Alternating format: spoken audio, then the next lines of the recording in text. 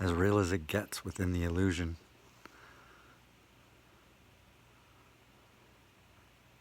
I think I'm pretty close to lucid dreaming, when you fully know that you're asleep and dreaming, yet so consciously it's like you're awake. So I guess it's time to keep telling the stories of what happened after the wake. I don't know, the wake that went by on the boat, the the wake that happened when I croaked.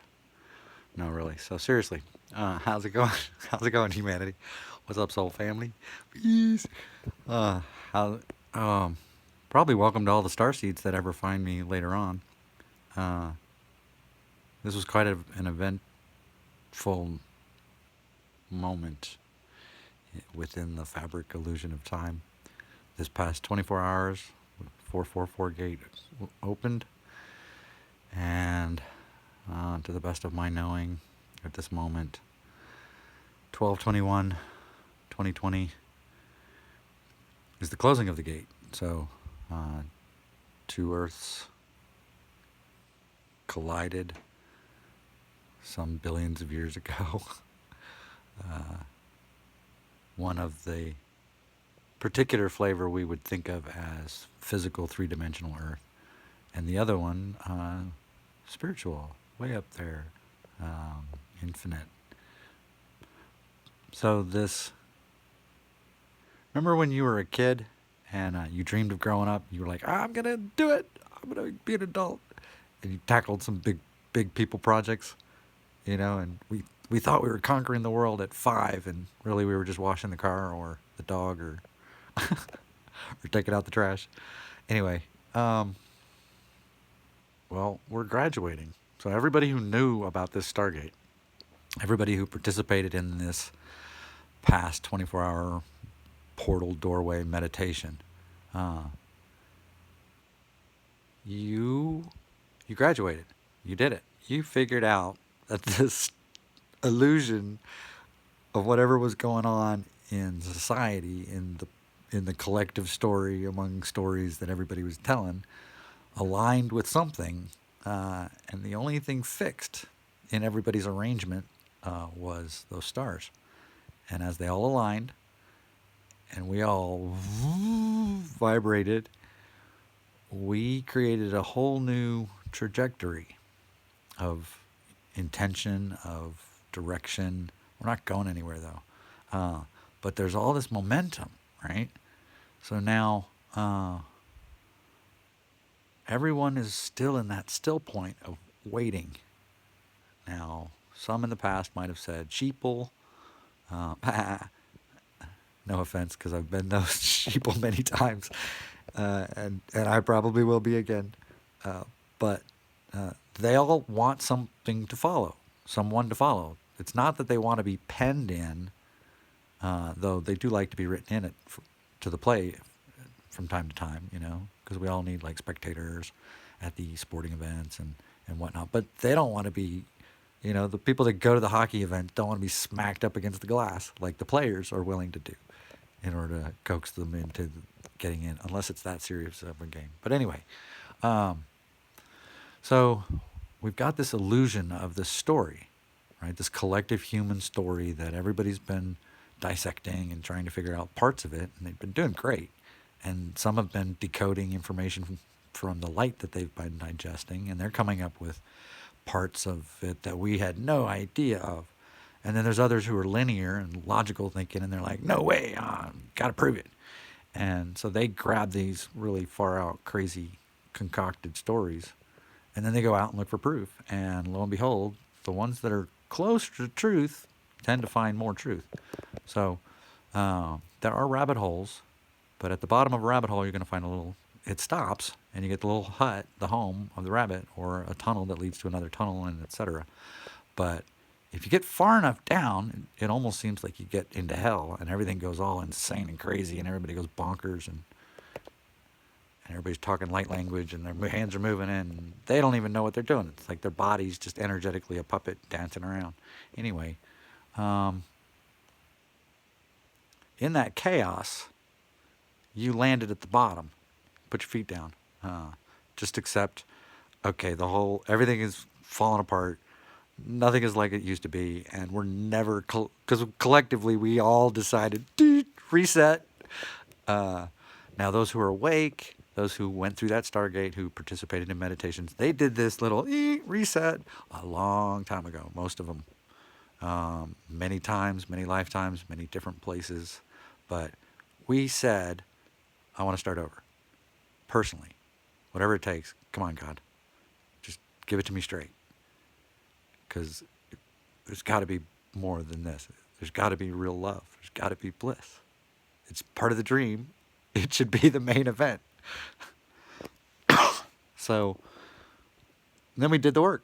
All right, you rebuilt your life. If you went scatterbrained and insane, you put all the pieces back together so that you could comprehend everybody else's reality stories going on, and that's okay. They can have theirs, because now you've got your own magical one, and the voice inside that speaks to you of truth. No jokes, no joking here. Every cell in your body resonates when you say something or come across something that's truth. It's an aha moment. It's those epiphanies. It's an epic orgasm when your God particle gets off.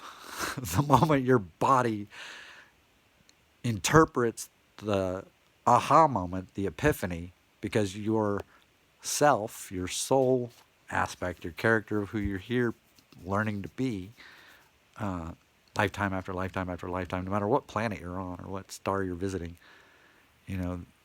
it clicked. You got the key turned in the lock. You unlocked a DNA code inside you, right? So now there's this thing that used to be physical, used to be of the old dimensional world, and it now understands it's divine. It now understands it is in service to you, and just like I and all of us we's, all of us me's together make the we. Me as an M, we, and then the E. Either way, it doesn't matter. So coming or going, we all know we're all divine. So that part of the body vibrationally got it. Let's just randomly just call it oh, I heard somebody out there say Adam's apple, but no, we're going to not say that, because that's a little sexist. And then we'll get into the whole him or her thing, because this is before the polarity, right? Basically, what you did was DNA jailbroke God out of the cage that you put God in when you, as Schrodinger, or I, as Schrodinger, put the cat in the box and either put one slit at the keyhole or two slits underneath so the cat could breathe. But who thought to turn the box over to look through those two holes? You don't even have to look through, just turn the box over. You know if the cat's alive or not. Or just telepathically talk to the cat. Anyway, the cat disappeared. This is what's crazy. This is what they can't figure out. Is we know that there was a cat in there. And now somebody else says they saw it down the road. But anyway, that's a YouTube inside joke. We unlocked our DNA to know that we're divine. Okay, so now if you've got that link, find some artistic, creative way to present that. Like sketch it on a piece of paper, or draw it, or paint it, or calculate it if you figured it out in math, quotients or whatever. But do something artistic to create an essence of what you think that is. And then sit with it. Enjoy it. Savor it. That's you being the tool at the moment to take the photograph so that God can take a selfie. Because if God's going to take a selfie, he needs a tool, like a camera. So you're the camera that God used to take the picture, to prove that the cat's gone from the box. It's gone. It must have risen. Okay. We've all been there. Don't go judging. Okay, so what body part? Knee. A kneecap. A belly button. I don't know. What just happened? Ooh, spooky.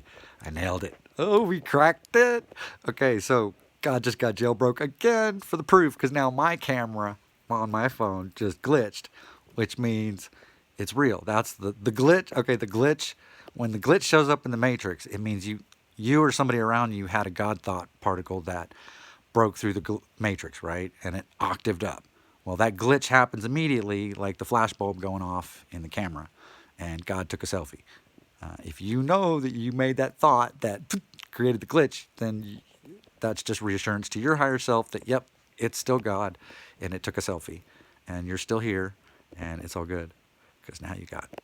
Now you got it. You know who's above you, because you peeked through the floor. So anyway, we're all here for something. And that little epiphany, whatever it is, whatever concoction of visual that helped you to clarify or crystallize, really lock in that memory of that aha moment, right? Because you literally, it's like if God came along and tapped you and said, "Okay, you're the next who's it. You get eternal life and whatever you want, but you got to make me a little art project to as a thank you." Okay, so from the other side of the box, here's what we're telling you. That little selfie that you create from the sacred space of knowing that that was the moment that God had the aha and woke you up, and this is your interpretation of it, right? Then your physical body gets to be an equal player in the game, along with your mind and along with your spirit, instead of being subjected as slave. So now you could be in your mind thinking you're talking spirit, and your body has the permission to glitch on you in order to remind you that we're all here helping create the story, but this collective story is bigger than any one of us. The irony is, it takes every one of us to do it, because we're all jigsaw puzzle pieces, and the whole picture keeps shifting around, but the puzzle pieces stay the same, right? So think about that. Let's say you got a jigsaw puzzle with 144 pieces, and the picture keeps changing around, but if those pieces comprehend the position of the pieces and the shapes and personalities and flavors of the pieces that are around them, then we can all collectively stay together and hang out. And the picture could be like going in all kinds of chaos, right? But the jigsaw pieces are just like, yeah, I feel like I'm tripping all sorts of hardcore. Because this picture, it just keeps changing and changing, and then we throw a thought out, and the next day it changes again, and then we maybe offer some assistance to somebody, and then and we don't want any credit. We're just offering assistance because they wanted it or needed it or whatever, and we're just doing it out of love because we love them, right? They're our friends, they're our siblings, they're our children. So we help them, and then it's not testing. It's us offering permission. We ask God, hey, feel free to show me a selfie anytime you want me in service to the greater whole. Right? And that selfie, when God winks back at you in some synchronistic way, sometimes 2 or 3 times in a row, boom, boom, boom, right? You get the pride, but humbly knowing that you're on God's side and you're helping this whole thing work out. But remember, God's vibration is unconditional love. So that's why it has to be this little secret selfie. Now, it doesn't have to be a secret. You could tell other people, because it will probably grow and expand. It'll get more complicated as your soul gains more flavor. So in this existence, right? So how many years have you spent practicing being physical as a person, as a body? Yeah. Okay, so now how many of those years were you just a kid and you were just bouncing around and didn't know anything? Not really, other than learning how to be in the body. But then at some point you started thinking. You started being you individually. Congratulations, you've been programmed well to be a jigsaw puzzle piece. See, the bigger story on the box has this for all ages thing, right? But you don't give the infant the car keys.